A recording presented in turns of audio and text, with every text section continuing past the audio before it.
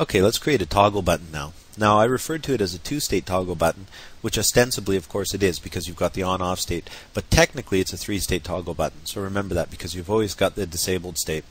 So let's create a new document in Photoshop, and I'm going to go ahead and create a little box shape here. So I've got custom shape set up, and I'll use a rectangle. So what I'll do is I'll go to a new layer here and create a rectangular shape and choose Edit, Stroke. There we go. That's an easier way. Now I'm going to choose our shape tool, and I'm going to use this little check mark to add a little check mark inside my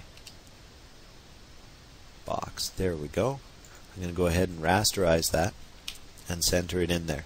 And that's going to be the checked state. I'll name that layer Checked, and I'll name the basic layer Box. Now let's go ahead and create a new layer here with a shape in it of an X. Okay, and I'm going to go ahead and center that as well as I can here. Might have to zoom in and bring it down by a pixel or two. There we go. And then I'm going to take the opacity of that layer and set it to somewhere around 25%, so it's grayed out. Okay, there we go, and that's going to be our disabled state, so I'm going to go ahead and type on there disabled. Alright, so we've got our three basic states for our button here, and we can go ahead and crop to this rectangle and just export our images. So we're not going to have any transparency in this particular button because it's a basic check mark toggle button, or a check box if you like. So let's go ahead and save our first state, which is our blank button with nothing inside it.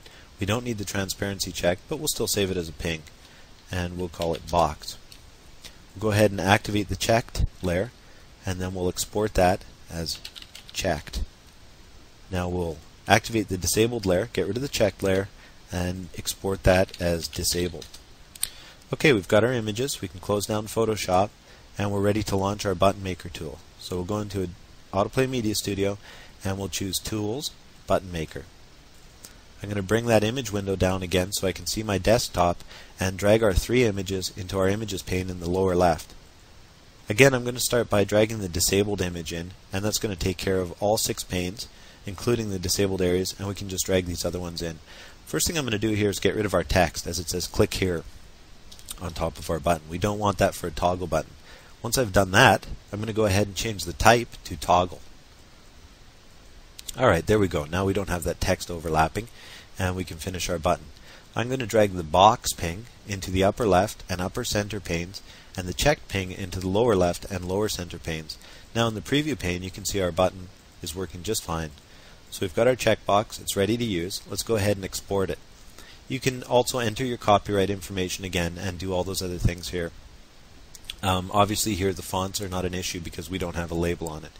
Let's go ahead and click on our save icon, and we're going to save this button as toggle. Okay, so we've got our working toggle button from start to finish. Now you can use any shapes you want for this, and obviously you could even use photographs and, for example, gray out certain states and things like that to create really dramatic buttons for your projects and presentations.